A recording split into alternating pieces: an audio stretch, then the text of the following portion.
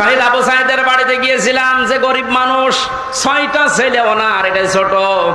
ওনার বাবা মারে বলছিল যে অবস্থায় ওদের বাড়ি ঘর দেখলাম, আমার মনে হয় 3 বেলা পেট পুরে খাবার খাওয়ার মতো পরিবার না।